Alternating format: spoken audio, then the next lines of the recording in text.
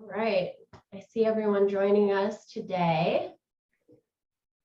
And I will just get kicked off here. So good morning and welcome everyone joining us to the Illinois Soy Advisor webinar for Soil Health Test, What, Why, and How, brought to you by the Illinois Soybean Checkoff. I'm Abigail Peterson, the Director of Agronomy here for Illinois Soy Advisor, and I'll be moderating today's webinar. I want to thank you for taking time out of your busy schedules to join us this morning, and I have just a few housekeeping items to bring up as we begin. If you included your CCA number when you registered for this webinar and you stay with us through the entire presentation, your number will automatically be submitted for the CEU and the soil and water management credit at the conclusion of the webinar.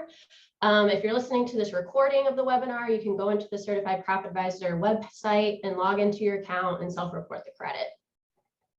You can ask questions during this webinar by using the tools panel at the bottom of your screen, and we will have time for a Q&A at the end of the presentation.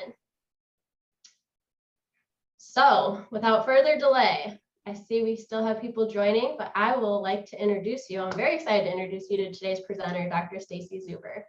So Dr. Stacy Zuber is the State Soil Health Specialist with the USDA NRCS.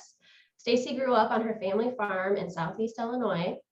Her ag background was the driving force behind her decision to pursue a master's and doctorate degree in crop sciences from the University of Illinois. After completing her graduate work, she conducted postdoctoral research at Purdue University and the University of Missouri-Columbia on projects using on-farm research to evaluate soil health tests and indicators before returning to Illinois as the state soil health specialist. And with that, I will hand it over to you, Stacy, to take it away. Great, thank you, Abigail. I'll go ahead and share my screen for you all. All right, and can we see that? All right, thanks. So good morning to everyone. Thank you so much for joining this webinar. And I'm so excited to be able to talk to you about these soil health tests. And as Abigail told you in my background, I have quite a bit of research experience working on these tests in Indiana and Missouri. And I even got to work with some of them in my graduate work at the University of Illinois.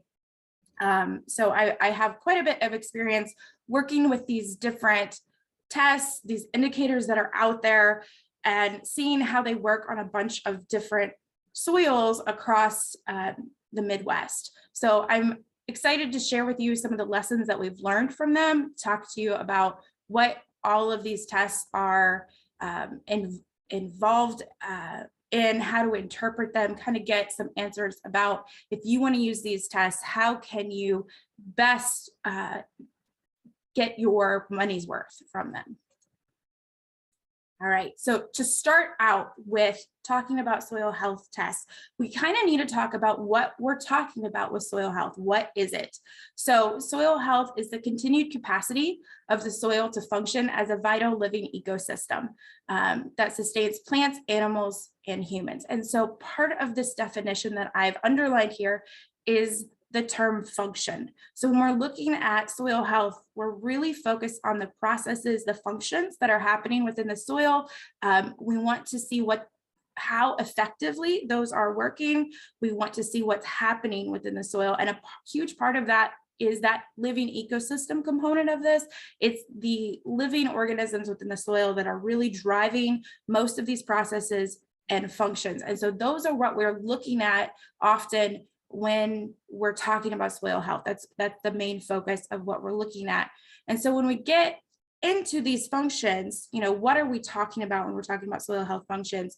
We're looking at general productivity, being able to produce food, feed, fiber, all of these different things that we want to get in our agricultural systems, capturing, filtering, and storing water, cycling and recycling nutrients. Those are important and really key for our agricultural systems. Those are a key function of those soils. Resilience to drought, flood, temperature extremes. We're dealing with those more and more frequently when we have very wet springs. Anytime we have droughts, it's always a problem for us as well. So if we can have soils that are able to help protect us against those extremes and help make our systems and our crops more resilient in the face of those and be more productive even when we have these weather extremes. That's a huge bonus to us. And that's something that we can get if we're really developing a strong soil health system. Protecting our plants from pathogens and stress, that's another key part of that. If you have a strong microbial community, it can help you defend those plants against any kind of attack from pathogens. Detoxifying pollutants can be helpful, especially in urban ag situations where we have, benefits from our functions of the soil. Storing carbon and moderating the release of gases, that is becoming more and more a topic of conversation when we're looking at the carbon markets that may be coming or are out there already, the ecosystem services markets. The soil's ability to sequester carbon is a key part of that as well. And then resisting erosive forces. We want to be able to protect the soil against erosion. So if you see on this slide, I have 4 of these bullet points in bold. Water, cycling of nutrients, our storage of carbon, and resisting erosion. And those 4 are the functions up here that we're really looking at in the soil health indicators and tests that I'm going to be talking about today. So these other functions are important as well, but they're a little harder to directly measure. Some of them are closely related to the other indicators that we're going to look at, but they're a little trickier to get direct answers on. So we're really focused on those 4 that are in bold. And we're going to go through a couple different indicators today for these different processes and functions within the soil. So these functions, even those 4 that I talked about, are difficult to directly measure. We're really getting these tests as a proxy, giving us a number that we can use that represents what's happening within the soil. They're not going to give us the absolute number. So what that means, and I'll come back to this more later in the presentation, but what that means is we're really getting numbers that we can use for relative comparisons. So we're not going to be able to get, in most cases, a number that you're comparing against a threshold. In a soil fertility test, you have a threshold that your goal is to get your soil to. So if you're above or below that threshold, you know whether you need to add fertilizer or not. We don't have as simple interpretations from these types of measurements in our soil health tests. We're really getting these numbers as a relative comparison. So we always need another measurement from another field or another time to compare it against in most cases.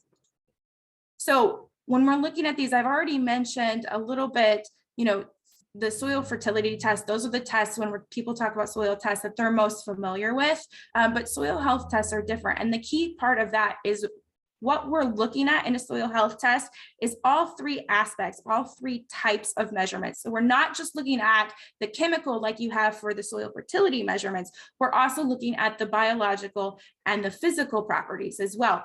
And the key thing on this is for these 2, the physical and biological, since those aren't a component of the soil fertility measurements already, these are the 2 aspects that we're really focused on in soil health tests. We look at biological measurements and we look at physical measurements, and these are very closely related to each other. There is, all of the physical measurements are directly impacted by the soil biology, and vice versa, because the physical properties influence the habitat of those microbes. So we have a direct relationships between those, but we usually aren't going to also talk about the chemical measurements in soil health tests because those are already a component of the soil fertility test. There are some that do. I mean, we have different measurements of nitrogen, but it's a very specific component of the nitrogen that we're looking at that's more closely tied to the soil biology.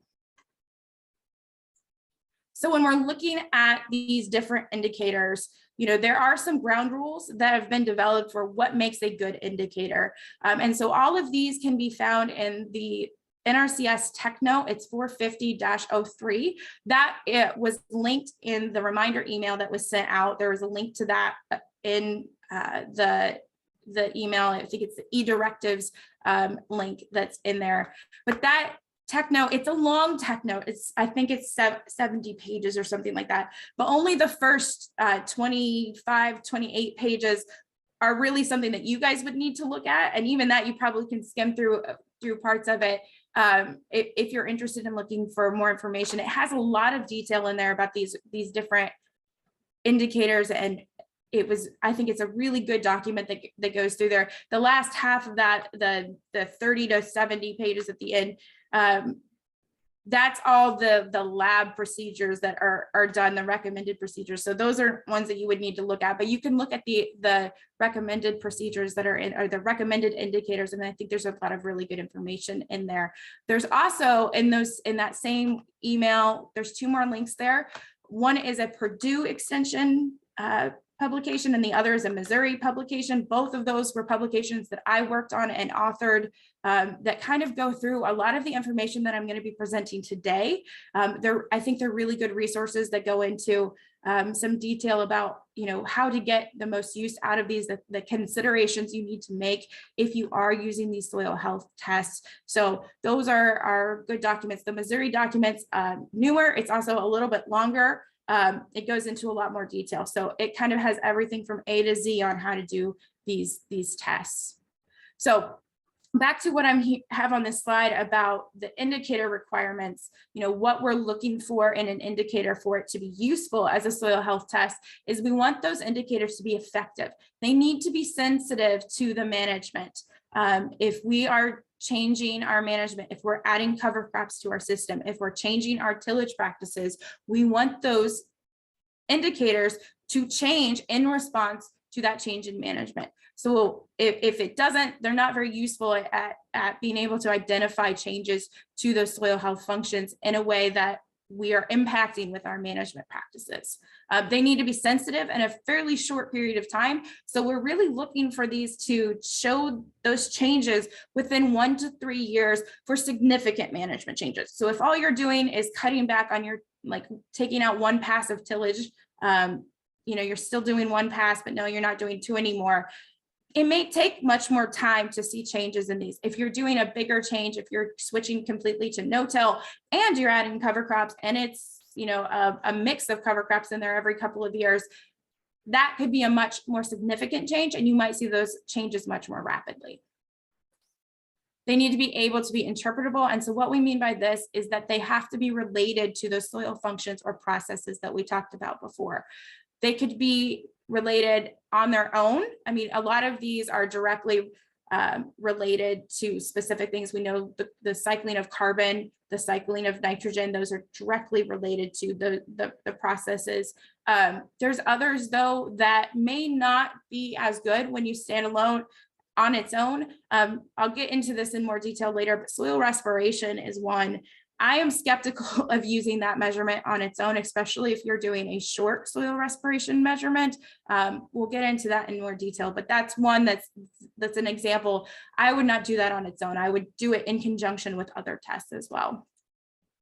They need to be useful. They just need to give us information about the soil health or specific resource concern, depending on what aspect you're looking at in these tests. But you need to have a goal for what you're wanting from these tests, and they need to fulfill that goal.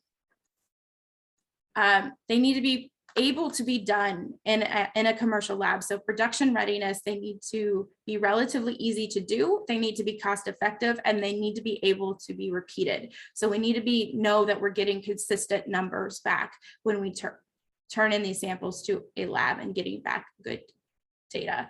And then the last one, which may be the most important one on here, interpretable for agricultural management decisions, is also the one that maybe we're not as far along on. Some of these we have been around for decades in the research labs working on soil health. They've been around for quite a while, but we're still not entirely sure for some of these how to give prescriptive advice, to give a prescription and say, well, you have this number, so now you need to do this. It's not that easy with these measurements. We're still learning a lot about how they differ from soil to soil, from climate to climate. There's so much variability in the soils that it's very tricky to be able to look at a number, even a good comparison of these, and say, all right, you need to do this. To improve it. So these are a little more tricky. They're not as straightforward as we have with our soil fertility tests, but it took a long time for soil fertility tests. There's still questions and controversy about those even now. So, hopefully we'll get there. We're continuing to move forward on these tests to have better interpretations for them. There's a lot of projects working on these all over the country, national projects working on these, trying to get better answers for that. So hopefully in the near future, we'll have even better answers to that. All right, so now we're going to go through a couple of the different, quite a few of the different indicators that are available, and we're going to start with organic matter cycling. So when we're talking about organic matter, we're looking at soil organic matter, soil organic carbon, and often this is the measurement that everyone is the most familiar with because it's also a component of soil fertility tests. So it's something that all of you probably have some experience with looking at these numbers, but we still want to look at this from a soil health perspective because this is an indicator that's related to almost every soil function. There's, it's a food source for the soil biology. It's important for developing the soil structure. It stores, nutrients, our nitrogen, our phosphorus can be stored in the organic matter and then mineralized by the microbes and released in plant available forms. So it's really important in all aspects of the soil, and so many different soil functions kind of go through the soil organic matter. So a little bit more information about this, which you may or may not have heard of before, but soil organic matter is 58% carbon. And so sometimes we use the term soil organic matter interchangeably with soil organic carbon. And I just wanted to spend a little bit of time talking about this. You can convert between these two numbers. When you get this analyzed in a lab, if they are analyzing soil organic matter, then they are doing generally what's called loss on ignition. Usually that's the method that's used for just measuring soil organic matter. And basically what they do is they take the soil, they heat it up to a high temperature for a certain amount of time, and then they weigh how much that soil weighs before, and they've weighed it before and they weigh it after it's in the oven for a certain amount of time, and they figure out how much that soil, that weight has changed, and the amount that it has lost is that soil organic matter. It's basically burning off the organic matter.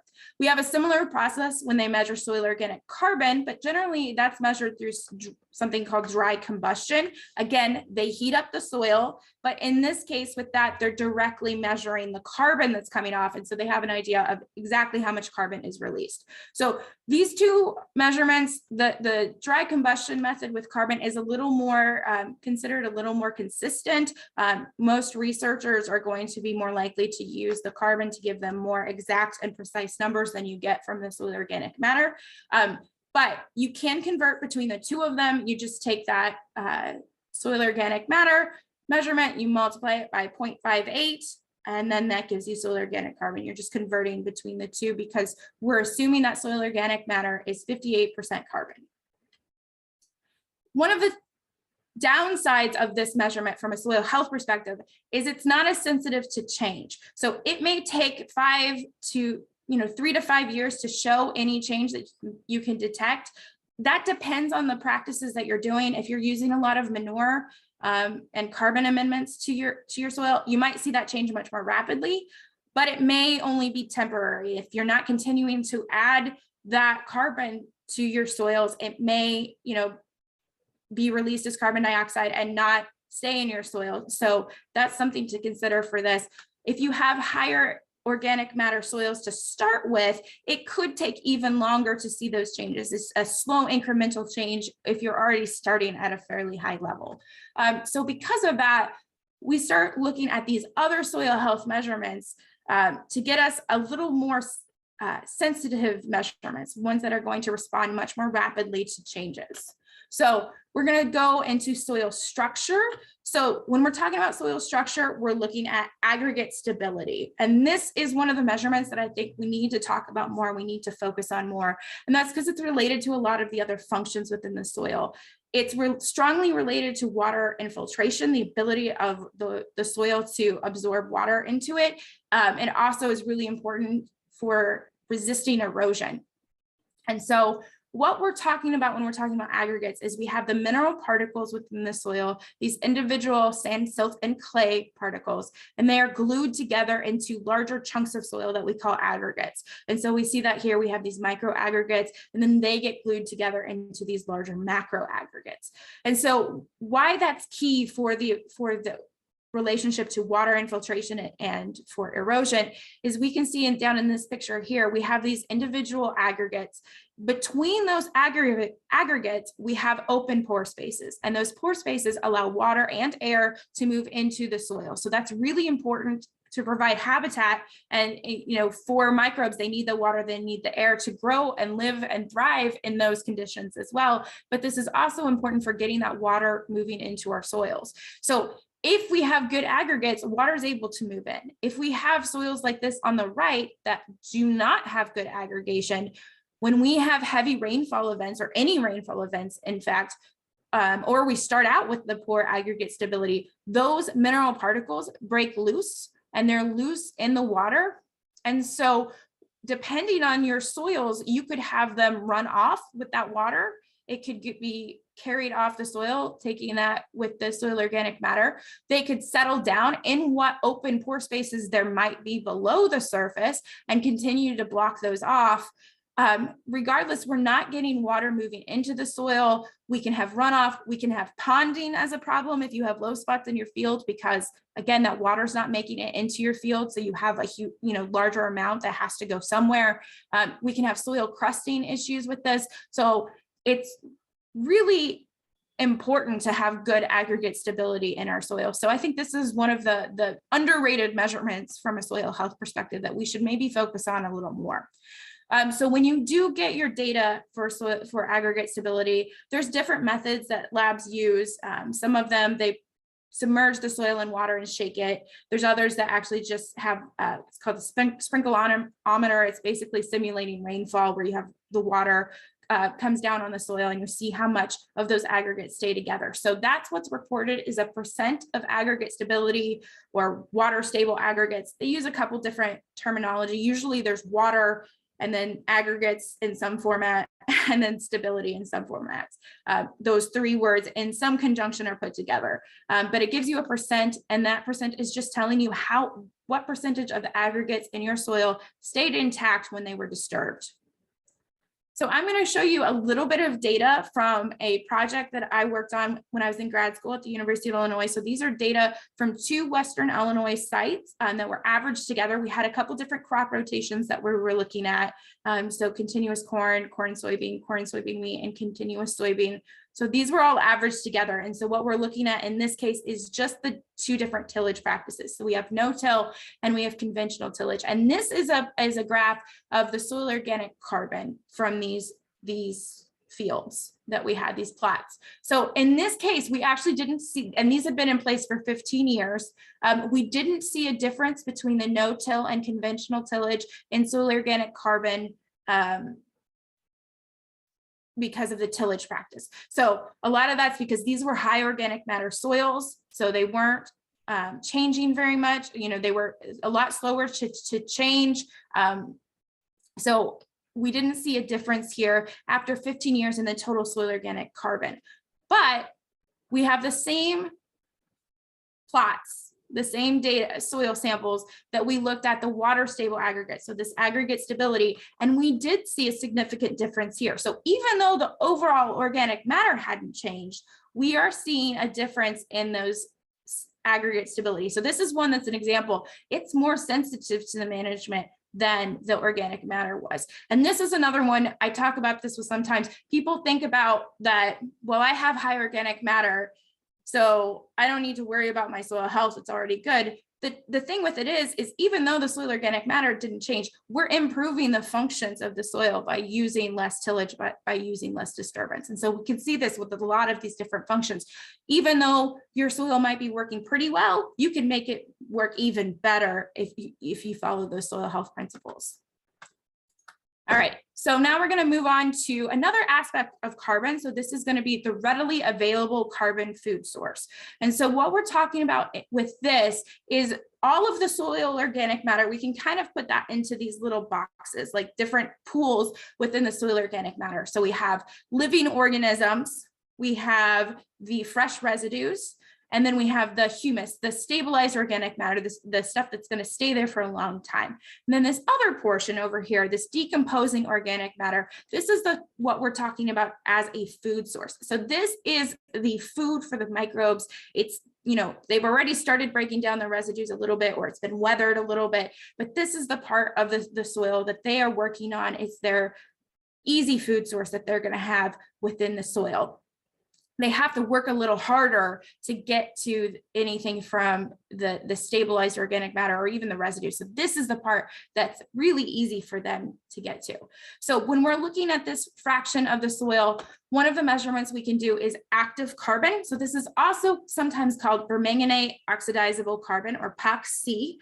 So those are kind of interchangeable terms that are often used. It is a useful indicator for long-term carbon sequestration. So what we mean by that is that even though we're only looking at one part of the overall soil organic matter, that is the part that's going to be processed through the microbes. It's going to be eaten by them, and then that's going to be converted into forms that are going to make those glues that we talked about, and the aggregate stability, how those mineral particles are held together. They're held together by these glues that the microbes produce. So they're taking that decomposing active fraction of the soil organic matter, converting it into these glues that are stored within the aggregates and then physically protected so they can't be further broken down. And then that becomes that stabilized organic matter. So basically we're using the active carbon as a predictor of what's going to happen to that overall pool of soil organic matter. So it is more sensitive. It tends to be much more sensitive to changes in crop and soil management. It changes more rapidly than the soil organic carbon, but we do expect to see the trends following the same trend, just a little slower with that soil organic carbon or soil organic matter. I do have some more data here. This is from Indiana, when I got to work on their some of their on-farm research that they did through a project with the Conservation Cropping Systems Initiative. So in this project, this is in central Indiana. The farmer had been doing 5 years of cover crop and no-till. So on this field, they were doing the same. They had strips that they were doing annual ryegrass every year before, and this is a corn soybean rotation. So they were doing annual ryegrass before corn and before soybean every year for 5 years. They did the same thing with the cereal rye and then an oat radish. So the oat radish would winter kill. These other two are going to overwinter. And then when they had a no cover comparison. And so just to show you here in this, with the active carbon, we are seeing higher levels of active carbon for all three of our cover crops compared to the no cover. So there's slight differences between those, but they were all three higher than the no cover in this situation. So another measurement that is available from labs that tries to look at that same fraction of the readily available carbon food source is water extractable organic carbon. So this is just extracted. So with the active carbon, there's a chemical reaction that's taking place, and there's different measurements of how they do that. In this case, with the water extractable organic carbon, that's it. That's all they're doing. They're using cold water and putting the soil in it and trying to get that carbon that dissolves in water. It's used in the Haney Test. And the rationale behind this, the reason why they do this is that the idea is any carbon that can dissolve in water is the most available to microbes, because in the soil, that's what is happening. You have the water that's coming in rainfall, and that makes it available to the microbes. So this is the most available form. I have another same set of fields as the previous slide. We have that same farm, but this is doing it with the water extractable organic carbon. The thing with this is that we didn't see some of our cover crops for this were not different from the no cover. Our cereal rye was about the same as our no cover. The oat radish was slightly higher. The annual ryegrass was higher. But the key thing with this is that even though the active carbon and the water extractable organic carbon are both looking at the same fraction of the soil organic matter, they're not giving us the exact same results. So that's something to consider on these. You can't switch back and forth between these different measurements. You kind of have to stick with one when you're doing these. And which one is better than the other, it kind of depends on what you're looking for with these. So it's a little tricky for that. All right, so now we're going to move on to microbial activity. So the measurement that's most commonly used for this is soil respiration. Basically, how this works is they take a dried soil, you re-wet it, add water back to it, and then it gets incubated for a certain amount of time. And as it's incubated, they measure how much carbon dioxide is released. And basically, all of that carbon dioxide is coming from the respiration that microbes are doing. Just like us, they're breathing out carbon dioxide. So we're measuring how much of that comes off of the soil, and it's done over a certain period of time. So typically labs will do either 96 hours or 24 hours.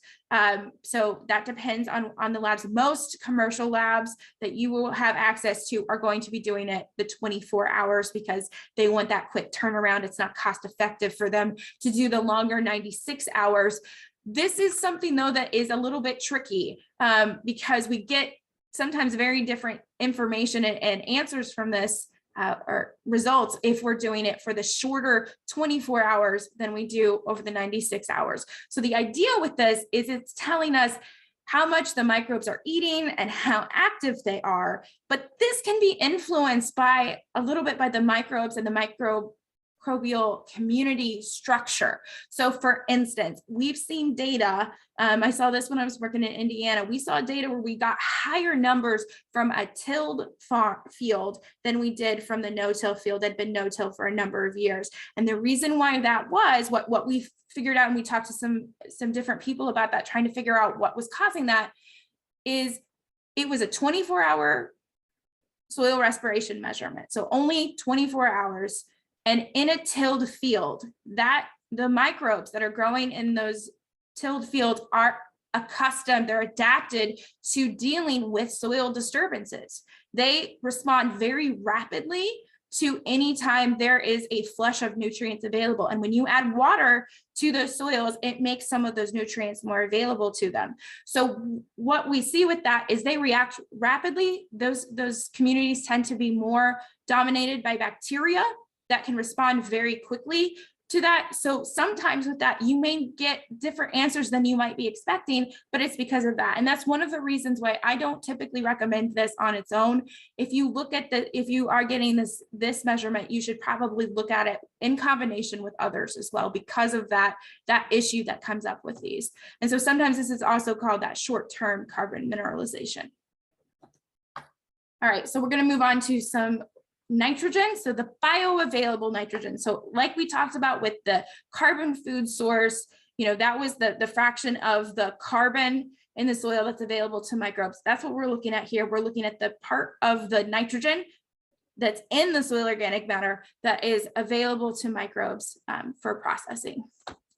So one of the measurements that we look at with this is called ACE soil protein. The ACE is acid citrate extractable is what that stands for. So we're looking at the proteins because most of the nitrogen that's in soil organic matter is actually in protein form. That's how it's stored within the soil organic matter, is as proteins. So that's the aspect of the part of this that we're looking at. And it's really giving us an indication of how much nitrogen in organic form is cycling through the microbes that is available for them. And then that can be released in the future in plant available forms. Another measurement for this is the water extractable organic nitrogen. So just like we saw with the carbon, it's part of the Haney test. It's that cold water extractant. So it's very similar to that.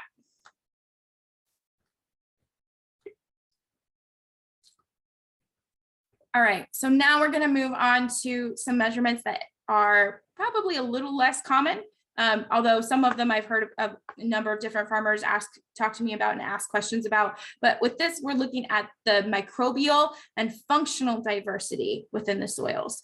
So we're actually going to start with functional diversity when we're talking about enzyme activities. So enzyme activities are kind of giving us an indication of how capable the microbes within the soil are at converting and cycling nutrients. So how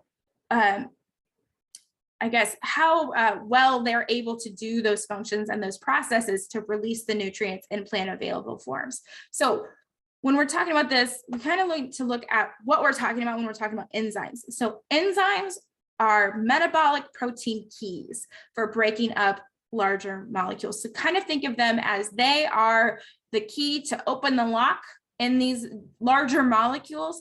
And when they break that open, then other microbes can come in and eat them because they've been broken into smaller chunks. Or you can kind of think of this as cutting up the food on your kids' plate so they can eat it a little easier. That's what's happening with this. The enzymes are cutting those larger molecules into smaller, more manageable forms.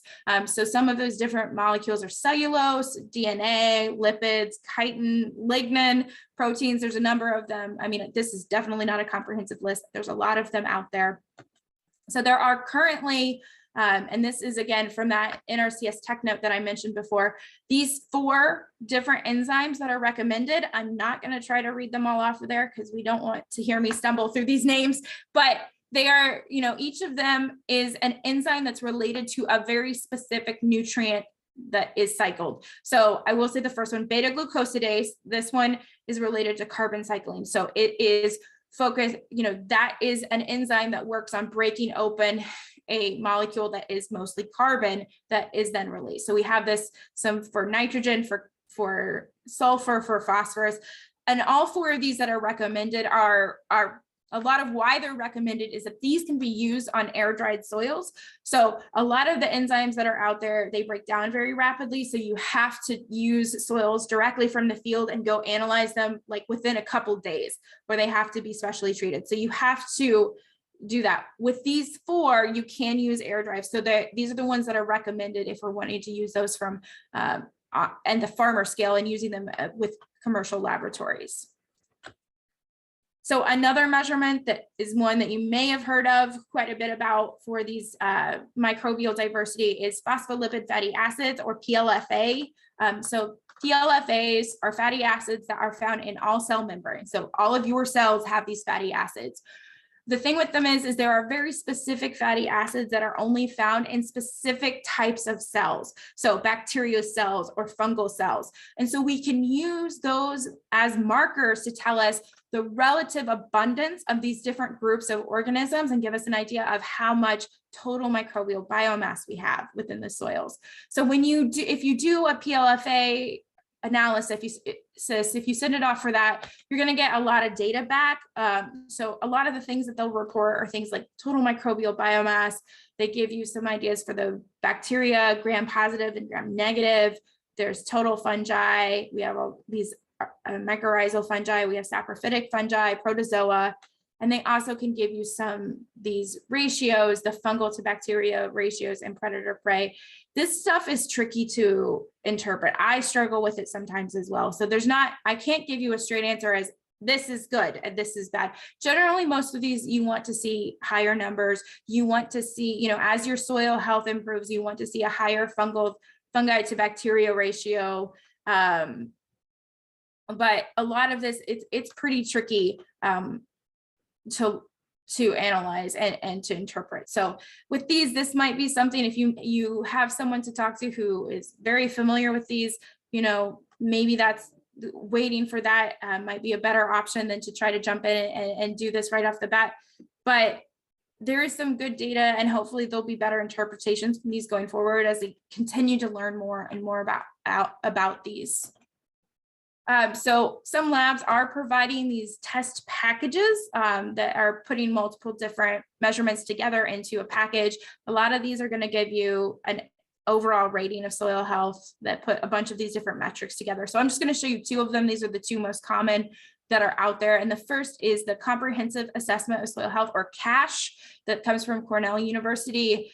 So in this measurement, you have, a long list of different indicators that are measured. And then they give you a percentile rating on those. Basically, they're grading your score from 0 to 100, and basically they're comparing it to the data that they've already collected from all the soils. So they do now, it's fairly recently that they have enough Midwest soils that they're comparing all. If you send a sample in now, they're comparing it against other soils from the Midwest. So that hopefully will give us a little more accurate numbers. Then they average those ratings for each of the different indicators together to give you an overall soil quality score. And so they give you a rating system on that. The Haney test is another one that's pretty common from commercial labs. It's pretty widely available. There is a nitrogen and nutrients component to this test. I'm not going to get into that. I'm really focused on these soil health measurements component. So like we said before, that's that water extractable organic carbon and nitrogen is used pretty much only with the Haney test. And then they do the 24-hour soil respiration, or they call it, sometimes it's the carbon dioxide burst test or flush that they talk about, is the other test that's a component of this. And they do a calculation that uses those three numbers. They put those together in here. This is the most recent updated equation I've seen for this that has those in there. Basically, they get all three of those get weighted by a certain number to indicate how strongly weighted they are within the overall calculation. So there's no specific goal threshold that's generally cited. Some labs will say if your number's over 7, you're doing well, but other labs don't. So there's a little bit of difference there. But in general with this, you want this to increase over time. We want to see these numbers go up. And so with all of this, how do you interpret all of these numbers that you get back from doing these tests? The thing that I've mentioned this already, there's very few thresholds for these tests. So we have to have a relative comparison. I'll get into this in even more detail, but you have to have results from another field to compare it to, or another soil to compare it to. All right. It can be, comparing it over time and see how that increases or decreases over time. It can be different management at the same time. It can be different zones, but you need to have some kind of comparison so you can compare those numbers and get a relative comparison from that. Almost all of these tests are going to be more is better for the most part on those, but how high those numbers can get is really can be limited by that soil's potential. So what are the inherent soil characteristics, the soil forming factors that go into that? So our prairie soils are probably going to be able to have much higher numbers on them than a timber soil would. So that's something to consider on this. If you're comparing them, keep that in mind. Make sure you're comparing apples to apples on this. So, all right, we've gone through a lot of detail about these different tests that are out there. If you're wanting to start soil health testing, there's a lot of things you need to do that are different from what you do in a soil fertility test. There's a lot more considerations that you have to make. So I want to go through some of the best recommendations for how you get the most use out of these. So the first thing you need to do is decide on your strategy. What is the goal that you're trying to do? What questions are you trying to answer? So like I said before, we have to have relative comparisons. So do you want to compare the soil health of different management practices? Maybe you have a conventional tillage field with no cover. You want to compare what's the soil health of that? How much better am I doing in this other field that's been cover crops and no-till for 3 years? You can do that comparison. You can compare within a field. Maybe you have a high yielding area and a low yielding area, and you want to see, well, based on the soil types, they shouldn't be so different, but what's happening with the soil health within here? You can do that and do different zones within the same field. Or maybe you just want to monitor the changes over time. So I'm going to implement cover crops and no-till in this. I want to see how quickly my soil health is improving. So you might want to take a baseline sample And then in 3 to 5 years, you do another comparison with that. So you really need to decide if you want to do just a comparison at one time, or you're wanting to monitor over time. You can do those together if you want to, and take multiple samples each time, but you need to have an idea of which of those you're focused on. So if you are doing a comparison and you're comparing the management practices, you want to make sure everything else other than that management is as similar as possible. So make sure your soil type is the same, the landscape position is the same. Do not try to compare apples to oranges. You will not be able to make any good conclusions from that data. If you're monitoring over time, you want to probably repeat that sampling every 3 to 5 years. There's not really any need to do it any quicker than that. These still take some time to change. You're going to kind of be throwing money away if you try to sample them too frequently. So consider the crop rotation you're in though, and on that, that's really important to this. You need to make sure you're in the same phase. So if you are in a corn soybean rotation, I would wait 4 years until you're, if you're sampling in the fall, you're sampling after you've harvested corn, wait until 4 years later when you're sampling after corn again. Keep that consistent. If it's a longer rotation, a 3-year rotation, maybe you do it after the end of that rotation once you're back to where you started. So you want to make sure that crop that's out there is the same.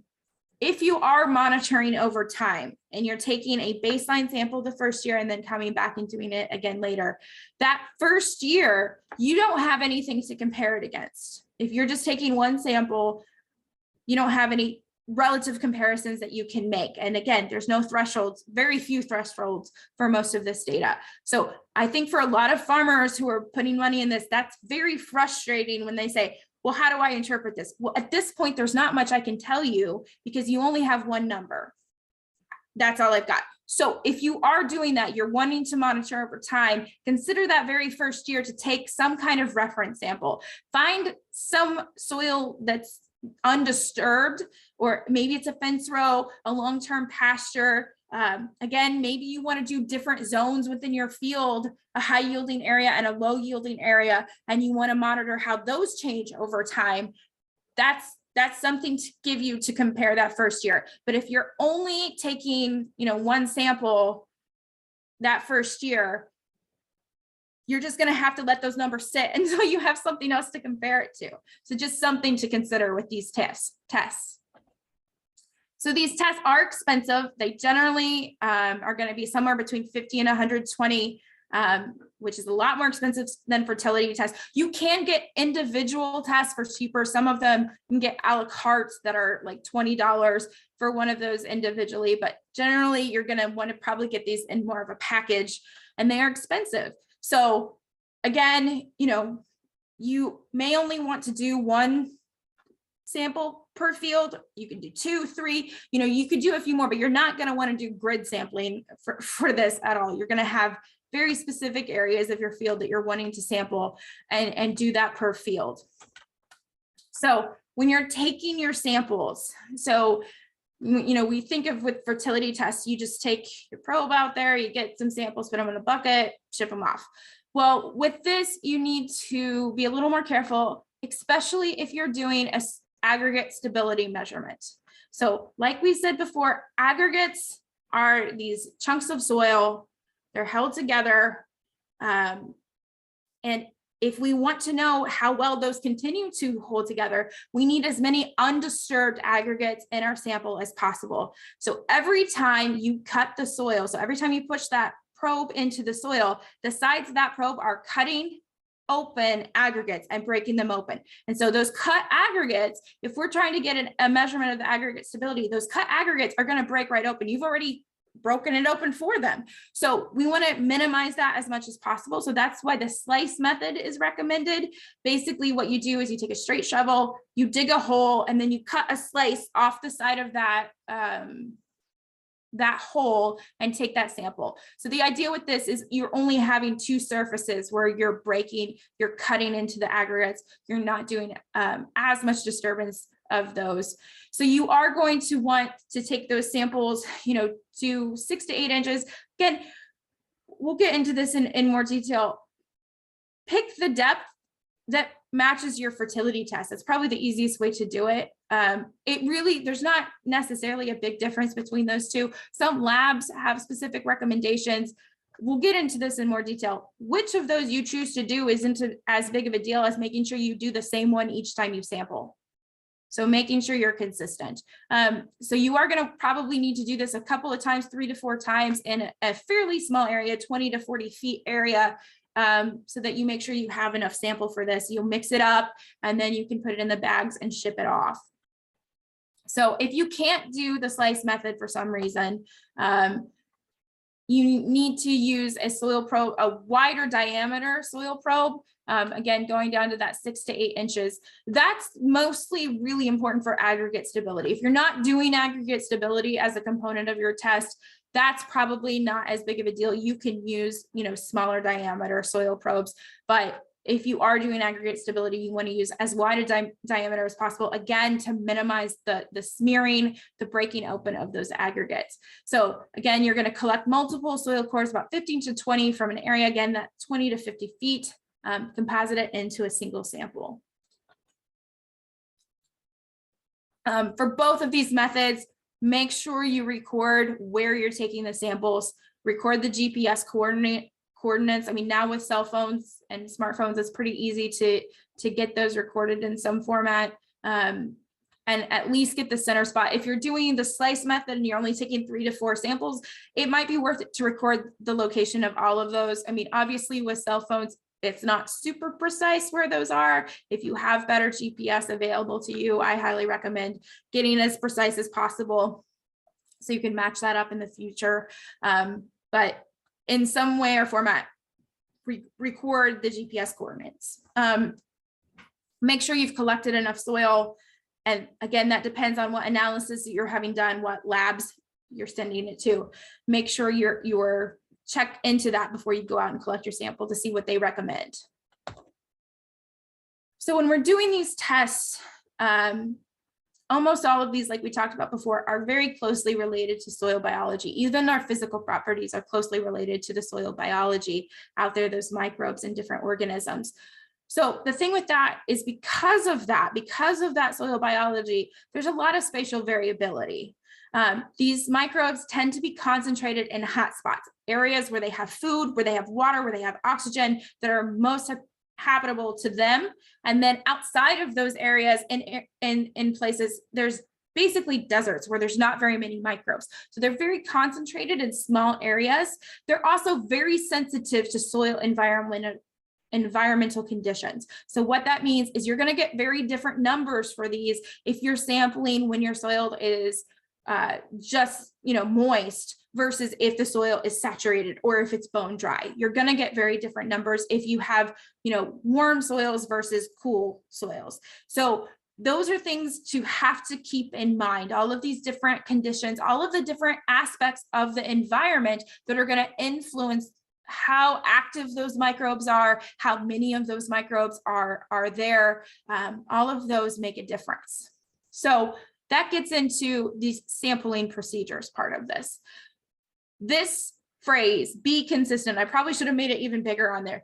That is the absolute most important thing you can ever do when you're doing these soil health tests, is be consistent. And the best way to do that is to write it down. I don't know about any of you, but 3 years from now, there's no way I'm going to remember exactly what I did, how exactly I sampled, to the detail that you need to have for these samples. So write it down. And on that note, the Missouri Extension publication that we sent, that the link is in that reminder email, that actually has a table, an example table, and a blank table that has blanks for all of this information that I want you to write down that you need to keep. That is a great resource for you. You can print that out, and it's just at the bottom half of that page. You can write your stuff down and then keep that with your soil test results. So then when you go back the next year, you have that when you go back 3 to 5 years later. So that's a great resource. That's in that Missouri Extension publication that we sent the link out for. But all the things you need to write down. So we already said GPS coordinates. You need to know where to go back to sample again. How deep did you sample? Did you do 6 inches? Did you do 8 inches? Doesn't matter what you choose, as long as you stick with the same one. That's what we're going to say for all of these.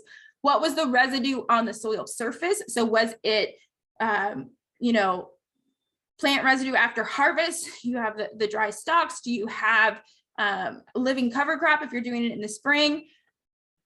What's the proximity to the plant roots?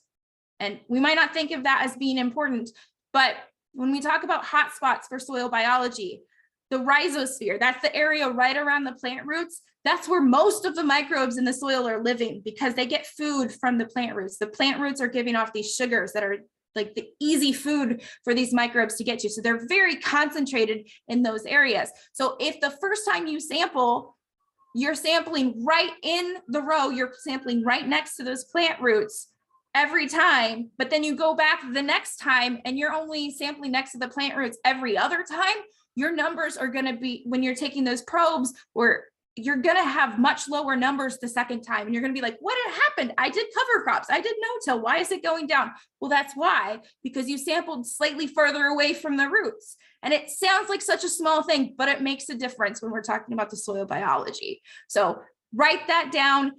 It doesn't matter which way you choose to do it. Just be consistent. If it's easier for you to remember to do it right next to the plant roots every time, do that. It doesn't matter as long as you do the same thing. Record some idea of the soil moisture and temperature. You want to try to match up those conditions as much as possible. So I'm going to talk about this kind of in conjunction with the date of sampling.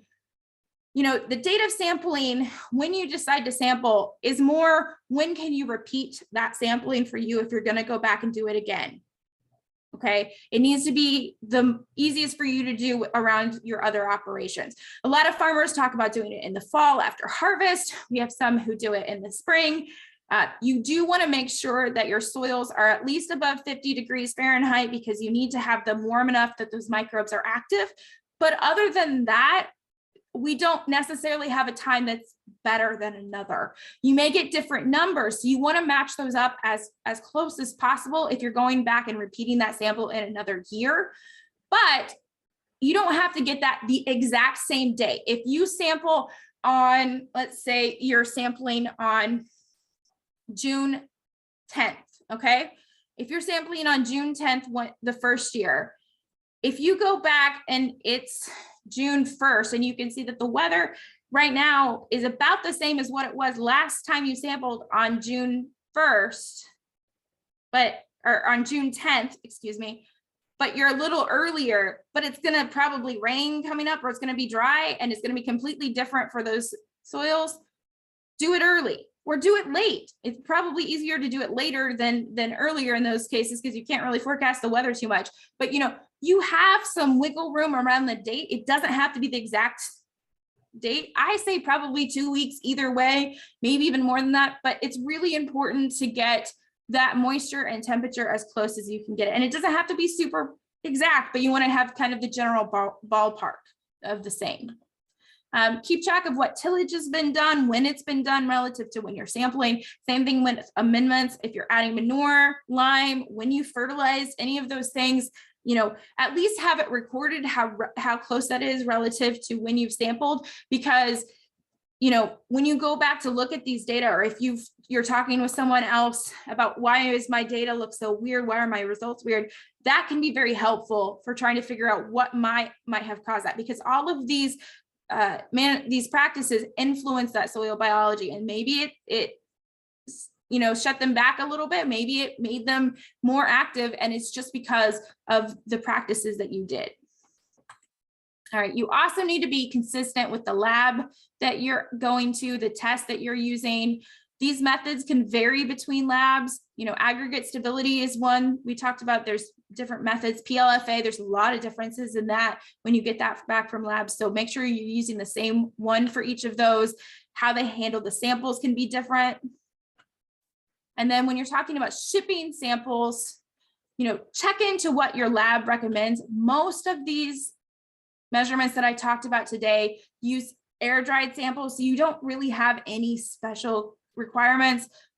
Some biological measurements may require next day shipping or shipping on ice. PLFA, for one, you have to do these special conditions for that. You have to ship it the next day, or it has to be on ice and kept refrigerated if you're sending it in the middle of the summer. Some of the enzymes, like I said, there's those 4 enzymes that I talked about that are air dried, and that's mostly what's going to be available for the commercial lab. So you don't have to do anything special with those, but that's something to check into. Look at what your lab recommends for these measurements. All right, so I've gone through a whole bunch of information very fast. But with these, you need to use these things. It seems like it's a lot of work, but you're paying a lot of money for these tests. There's a lot of variability within the soils, within the biology. So if you want to actually find out what is the impact of your management practices and not what's the impact of the weather that particular day that you sampled, you really need to follow these recommendations so that you can minimize that variability and get the most out of the test results. So these tests are supposed to be, and are in general, more sensitive to management, to changes, but you still might not be able to get big differences in the numbers sometimes. They still might not be completely detectable. It's a tricky thing with some of these tests. Sometimes we get it and we're like, why aren't they different? And we don't know. It's tricky. So if you want the best chance to get the best results out of these, to get the most use out of them, make sure you take the time to do them right. Keep detailed notes so when you go back and do it again, you can match those up as much as possible. So thank you so much for your time today. I hope you learned some good information here. And I'm going to go ahead and turn it back over to Abigail to see if we have any questions. Yes, we have some great questions that came in, and unfortunately we are hitting up against our time. So I'll just throw out one and kind of also because I think it's a good, you probably get asked this a lot, just like, what is your opinion and what do you consider to be high scores for organic matter? How do you answer that type of question of like, what's low, medium, and high? And what do you consider significant changes to be? If you're something like organic matter, which we hear about all the time, but even a different indicator, a significant change to you, what does that look like? Right. So, for some of these measurements, with soil organic matter, it really depends on where you're starting at. If you're starting at lower organic matter soils, those can change pretty rapidly. So in some cases, from one time to another, you could see a 0.5% or even 1% change in a relatively short period of time. If you're starting out fairly low and you're doing, a lot of soil health management practices, you're kind of doing the advanced level for those. And especially if you're contributing, manure. In other cases, sometimes 0.1% is a significant change. If you're starting out fairly high, if you're not making big changes to those soils, so that there's a lot of things that go into it. So it's tricky to say a one size fits all answer for that.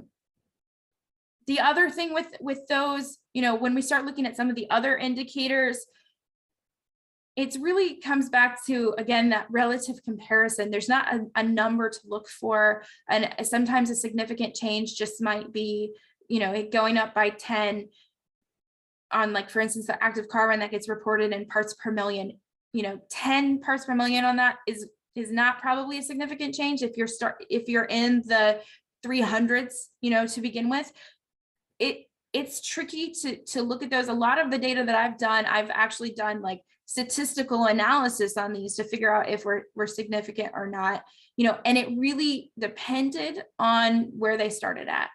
So that's why these interpretations are so difficult, because what's a significant change on a mollisol, a prairie soil with high organic matter, or black soils, that are flat, is going to be completely different from a soil from Southern Illinois that's an alpha sol that has, a clay pan in it. It's going to look different, and it's tricky to do a one size fits all with those. But in general, you're probably going to see somewhat smaller changes that can still be significant on soils that are starting out higher organic matter. In Southern Illinois, in places that have lower starting organic matter, a lot of those will respond much more rapidly. And so you kind of want to see bigger changes with those for it to be effective. Definitely. No, exactly. And I'm sorry we can't get to everyone's questions today on this recording, but please reach out. You saw Stacy's contact information. Reach out to LSOI Advisor. I will say there is one question in the chat of what is NRCS doing to help encourage and help farmers conduct soil health testing. And I'll just say Stacy's outreach to farmers, and all of her, you've seen her studies that she's conducted herself, along with promoting university studies and studies that have been conducted that she sees beneficial for farmers and helping them interpret these things. If you Google extension and Stacy Zuber and soil health and just put that in Google, you can see great YouTube videos from Jennifer Jones and Stacy that they've done that are very educational, and it can be very overwhelming when it gets into the space of soil health and like we were talking about the chemical and physical and microbial. It's a huge ecosystem to interpret. And so I will just say NRCS and Stacy are doing great things in outreach for farmers in Illinois. And so unless Stacy, you have anything to add to NRCS? I was just going to mention it's called a conservation evaluation and monitoring activity. It's fairly new that we do have, that is a soil health test package that's available that you can apply for through EQIP to do soil health testing. That is fairly newly available. We haven't had anyone do that yet in Illinois, but it is available going forward as an opportunity to do through EQIP. To get funding for that sampling, and it's actually to hire someone to sample for you, a technical service provider, a TSP, or any qualified person to do that, and then the funding is for getting them analyzed and then sent back, and there will be some interpretation as part of that from NRCS on the results. Oh, great. See, and that's a great, easy way to get started, and your EQIP enhancements, another option, and look at those EQIP dates as they come up, as they are the deadlines narrow down here for the year. So I will say that concludes the webinar on soil health tests with what, why, and how. And please take a few minutes after the webinar to answer our post-event survey. You can view the recording of this presentation on the checkoff funded website, lsoiladvisor.com. Thank you everyone for attending today, and have a great day. Thank you, Stacy. Thank you.